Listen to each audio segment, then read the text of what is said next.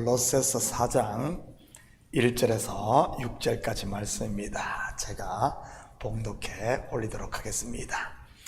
상전들아, 의와 공평을 종들에게 베풀지니 너희에게도 하늘에 상전이 계심을 알지어다. 기도를 계속하고 기도에 감사함으로 깨어있으라. 또한 우리를 위하여 기도하되 하나님이 전도할 문을 우리에게 열어주사 그리스도의 비밀을 말하게 하시기를 구하라. 내가 이 일 때문에 매임을 당하였노라. 그리하면 내가 마땅히 할 말로써 이 비밀을 나타내리라. 외인에게 대하여는 지혜로 행하여 세월을 아끼라. 너희 말을 항상 은혜 가운데 소금으로 맛을 냄과 같이 하라. 그리하면 각 사람에게 마땅히 대답할 것을 알리라. 아멘. 좋은 아침입니다. 우리는 지난 새벽에 골로새 교회에 있었던 문제 해결의 키가 바로 자기의 위치, 곧 자리를 찾는 것임에 대해 살펴보았습니다. 바로 하나님이 세우신 질서에 순종하는 것 말이지요. 남편은 남편의 자리, 아내는 아내의 자리, 부모는 부모의 자리, 자녀는 자녀의 자리 말이지요. 사탄이 왜 하나님을 대적하는 자가 되었습니까? 바로 피조물이 창조물과 같이 데려가다가 그렇게 된 것 아닙니까? 우리말에 옛버릇 못 버린다는 말이 있듯 결국 최초의 사람 아담과 하와를 넘어지게 한 것도 같은 이유이고요. 선악과를 먹으면 하나님과 같이 된다는 거짓말 말입니다. 저는 우리 식구들이 하나님이 세우신 교회 질서에 순종함으로 우리 공동체에게 주신 복을 모두가 마음껏 누리시기를 축복합니다. 1절입니다. 상전들아, 의와 공평을 종들에게 베풀지니 너희에게도 하늘에 상전이 계심을 알지어다. 1절은 지난 새벽의 말씀에 바로 연결된 말씀입니다. 종은 육신의 상전에게 순종함으로 복을 누리는 것입니다. 목사님, 종이 무슨 복을 누립니까? 하시는 분들이 있을지 모르겠어요. 정말 그럴까요? 여러분, 아브라함에게 충성했던 종 누구인지 기억하십니까? 이삭의 아내를 찾기 위해 바단 아람으로 보냄받은 종 말이지. 누구죠? 엘리에셀입니다. 이 종이 얼마나 아브라함에게 충성했던지 아브라함이 그를 상속자로 삼으려고 했습니다. 뿐만 아니라 나중에는 자기의 독자 이삭의 아내를 찾는 임무가 그에게 주어지고요. 무슨 의미겠습니까? 여러분 같으면 하나뿐인 아들의 며느리감 찾을 때 어떻게 하겠어요? 직접 눈으로 확인하고 내가 결정하지 않겠습니까? 하나뿐인 아들인데 말이지. 그런데 아브라함은 그 일을 자기의 종 엘리에셀에게 전적으로 맡깁니다. 그것도 엄청난 폐물을 그의 손에 들려서 보내는 말입니다. 무슨 말입니까? 그는 종이었지만 주인 아브라함과 한 몸 된 사람이라는 그런 말입니다. 신약의 사도들이 나는 그리스도의 종이라고 하는 것도 같은 의미인 것이고요. 상전들아, 의와 공평을 종들에게 베풀지니 왜죠?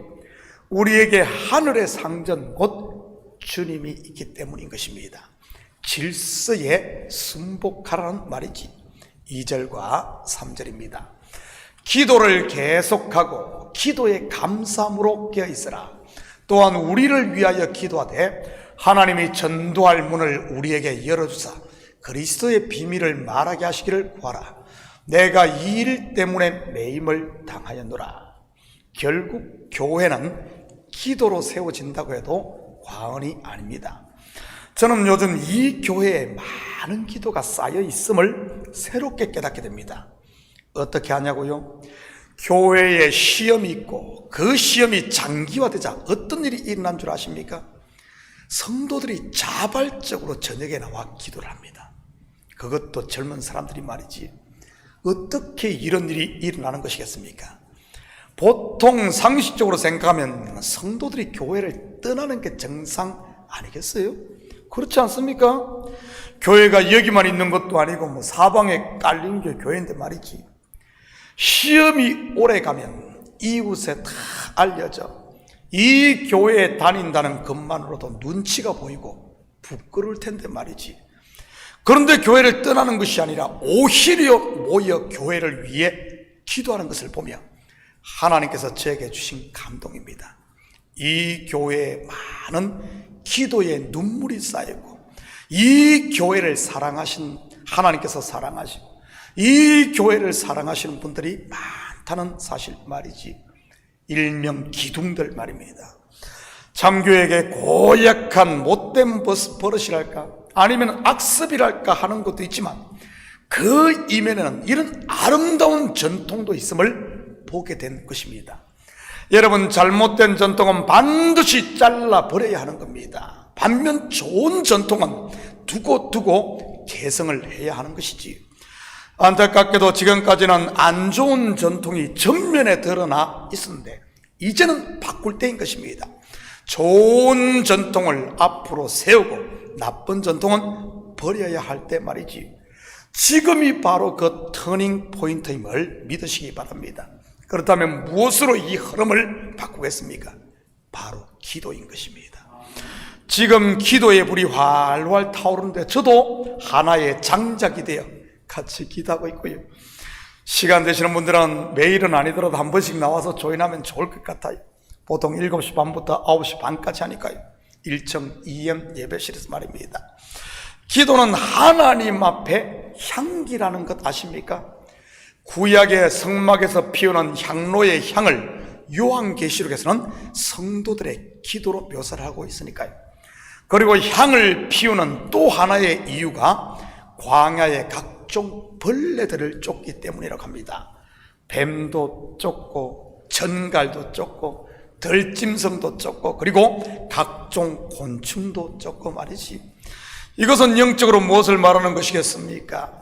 기도는 우리 속에 남아있는 이런 육신의 생각들을 쫓는다는 말 아니겠어요? 미움도 쫓고 기도할 때 시기와 질투도 쫓고 원망과 분함도 쫓고 그리고 악의도 쫓는 것 말입니다. 이렇게 쫓아낼 때 비워낼 때 채워지는 것이 감사인 것이고요. 그래서 정말 제대로 기도하는 사람의 얼굴은 항상 평온한 것입니다. 입에서는 감사와 찬양 그리고 하나님의 말씀이 흘러나오는 것이고요. 이 강대상에 서면 여러분의 얼굴이 한눈에 다 들어옵니다. 물론 새벽 예배 때는 잘 분별이 안 되지만 말이죠. 왜냐하면 새벽 예배는 대부분 일어나자마자 고양이 세수들하고 급하게 나오지 않습니까? 거기다가 잠도 덜 깬 경우들도 많고 말이지. 그런데 주일에는 어떤 줄 아십니까? 여기에 딱 서면 성도들의 얼굴만 봐도 확연히 구별이 됩니다. 은혜와 평강, 감사가 있는 얼굴과 그 반대의 얼굴, 영적으로 깨어있는 성도들의 얼굴과 그렇지 않은 성도들 말이지. 마치 음지와 양지가 구분되듯이 말입니다. 저는 우리 식구들이 이제는 기도함으로 음지에 있다면 이제는 양지로 나올 수 있기를 축복합니다. 그것이 다 얼굴에 드러나요. 성도들이 교회 오면서 인상 팍 쓰고 오면 얼마나 안타깝습니까? 아버지 집에 오는데 말입니다. 그리고 지금까지는 사도 바울이 골로새 교회를 위해 기도했는데 이제는 기도 부탁을 하고 있습니다. 우리를 위하여 기도하되 하면서 말이지. 여러분, 기도는 커뮤니케이션, 즉 소통하는 것임을 잊지 마시기 바랍니다. 주기만 하는 일방통행이 아니라 주고 받는 것 말입니다. 성령의 교통 말이지. 하나님 앞에도 마찬가지 아닙니까? 하나님께 우리의 필요를 아뢰으면 기도 가운데 하나님의 뜻, 하나님의 음성을 들어야 하는 것입니다.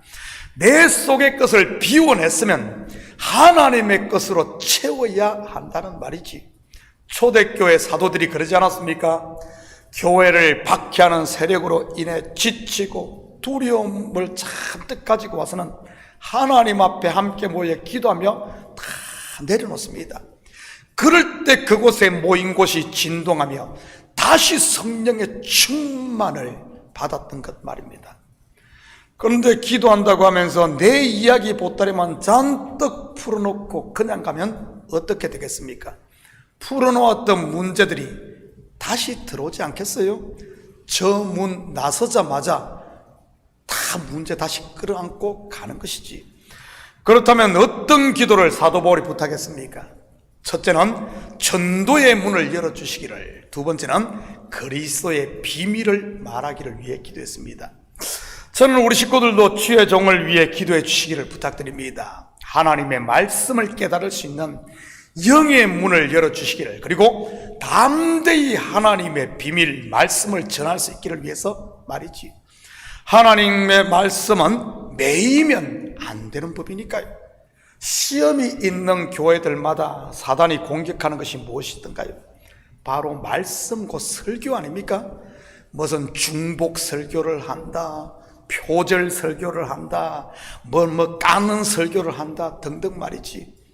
목사도 사람인데 그런 공격을 받으면 소심해지지 않겠어요? 그런 소리 듣기 싫어 자꾸 피하려고 할 수도 있는 것이고요. 그러다 보면 결국 어떻게 되겠습니까?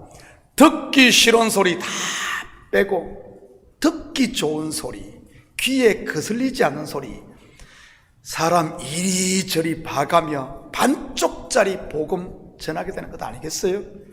성도들 기분 맞춰주는 소리 말이지. 그러면 결국 손해보는 게 누구겠습니까? 성도들 아니겠어요? 온전한 복음을 듣지 못하게 되니 말이지. 저라고 그런 유혹이 없겠습니까? 설교만 하면 터집을 잡아 떠들어대는데 말이지. 여러분 꼭 말씀 전하는 주의 종을 위해 기도해 주시기 바랍니다.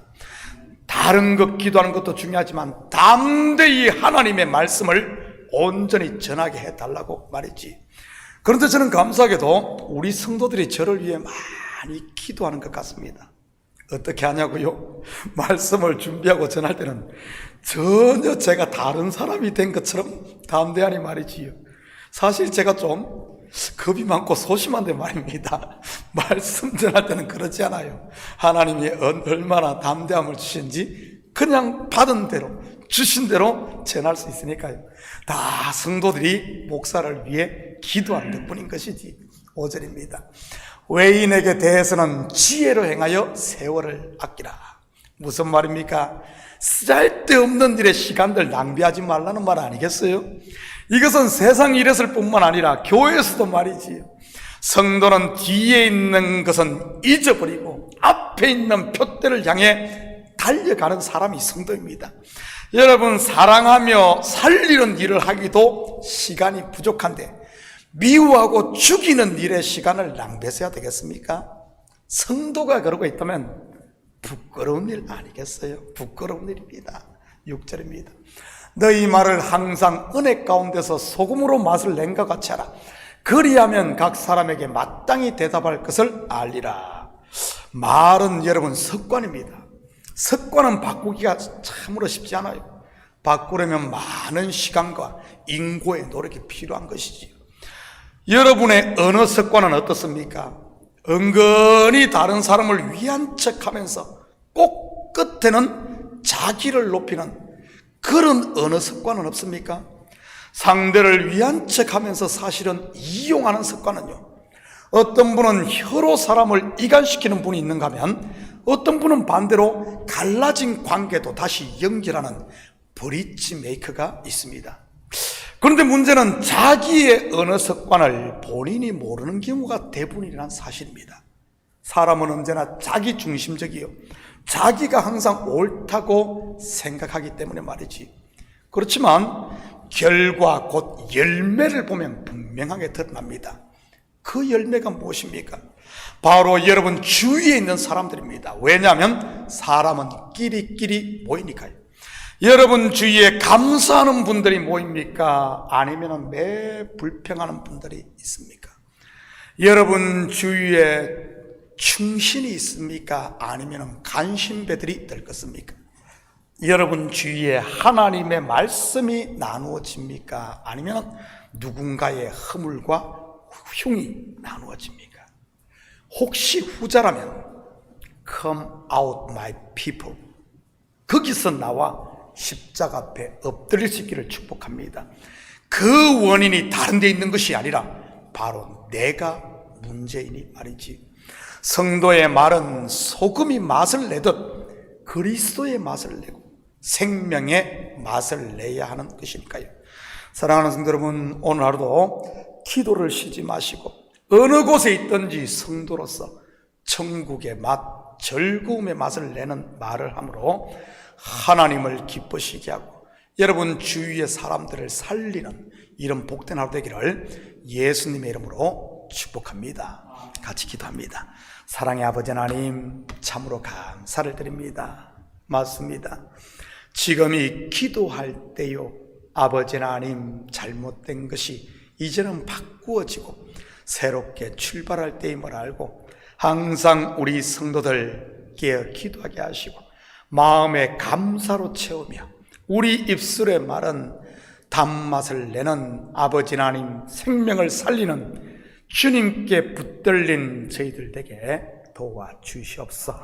이 새벽도 우리의 마음을 주님 앞에 쏟아놓을 때마다 우리 속에 더럽고 추하고 냄새나고 무거운 짐들은 다 내려놓고 하늘의 신령한 아버지는 은혜로 다시 충만하게 채워지며 성령으로 아버지 하나님 충만하게 채워져 오늘도 하나님의 자녀로 당당하게 사는 복된 하루 되게 도와주시옵소서. 감사드리며 예수님의 이름으로 기도드립니다. 아멘.